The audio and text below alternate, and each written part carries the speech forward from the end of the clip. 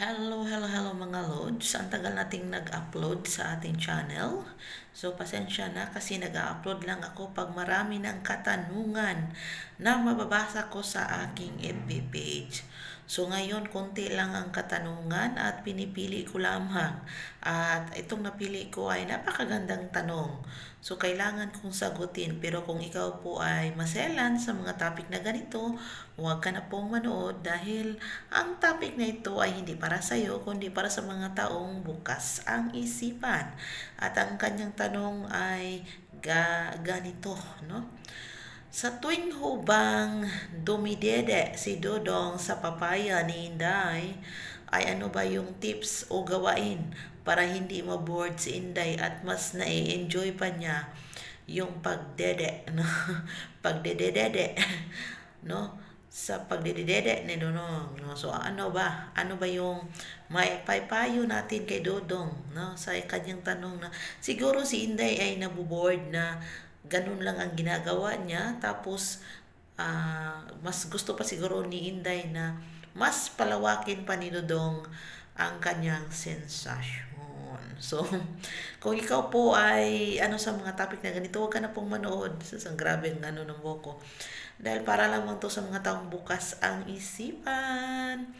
O tinatawag nating open-minded lamang. At ito yung tips na masasabi ko sa inyo, mga Dodong, no? So, salamat para sa ating mga bagong subscriber. Welcome po sa aking channel. Sana mag-enjoy kayo. At kung may katanungan kayo, feel free to ask me in my messenger, Inday Bagat. Wala naman pong ibang Inday Bagat sa FB na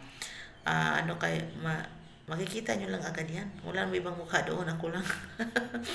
So, balik tayo sa ating topic na kung saan sa tuwing nagdededede si Dodong doon sa papaya, no? Habang nilalaro niya yung papaya niya sa kanyang DILE doon, ano nga ba yung mabesang mga gawin para mas lalo pang nai-enjoy si Inday, no? At mas lalo pang mapasaya mo si Inday sa iyong ginagawa at mas lalo pang magbasa-basa ang kang Inday, no? So real talk lang to sa atin dahil hindi naman lahat po hindi po lahat na sa tuwing pinapasok ang mga sandata ay sure ball na nababasa. Isa po talaga ang pagkaroon ng marunong kang maglaro, no? Kasi kung hindi ka marunong maglaro, ay ikes ka po talaga, hindi ka na babalikan ni Inday. Yan po ang real talk, mga Dodong. So sa tuwing nagdididede ka dyan, no? Sa tuwing nagdididede ka dyan, gagamitin mo ang inyong mga 10 little fingers. I have 2 hands, the left and the right. Of course, gagamitin mo yon para naman siya, no? Para naman laruin ang triangulo o triangle doon, no? Habang dumididi ka dyan, huwag mong kalimutan na meron ding isang maliit na bagay na kung saan nangangailangan din ng haplusin. Nangangailangan din ng inyong pag-care. Nangangailangan din ng inyong pagmamahal. At ito ay matatagpuan sa loob ng kuweba. Na kung saan ang loob ng kuweba ay may triangulo doon, no? So sana nagigets ninyo yung mga wordings ko kasi hindi ko pwedeng words by words. Dahil alam nyo na, baka mapalo tayo ni Lolo YouTube. So, galing pa kasi ako sa kaya ang hagard-hagard ng mukha ko, diretso na lang ako video para hindi ko makalimutan yung tanong ni Dudong at masagot naman natin, no? So, yun na nga, habang laro mo yung triangulo, at meron kasing iba na kung nagdidi lang, kung laro lang. So, excuse me muna.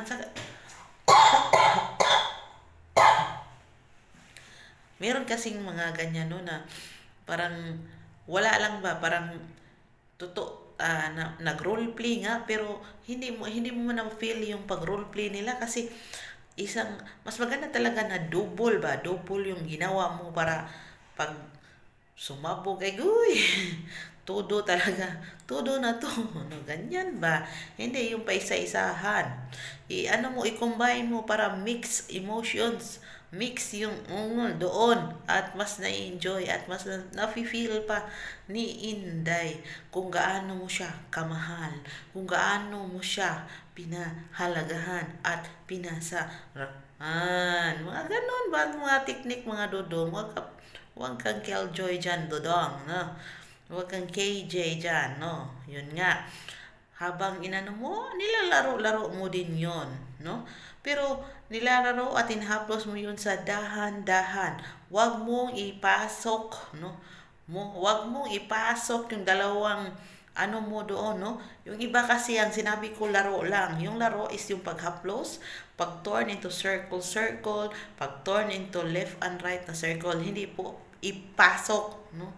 Bawal mo po yung ipasok ang ganito kasi hindi po yan totoo na mas na-enjoy o mas naanuhan pag pinasok ang dalawang ganito.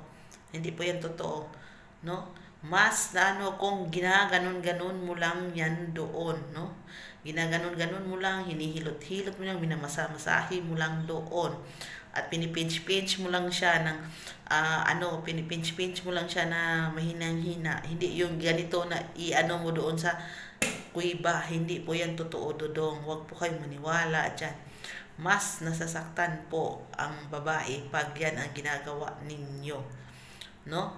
Kasi kami mga babae, pag hindi pa kami handa, lalong-lalo na wala pang basa-basa dyan doon, mga dodong, tas minasukan ninyo, UTI ang labas niyan, no? Nasasaktan kami, no? Hindi na lilingahan, no?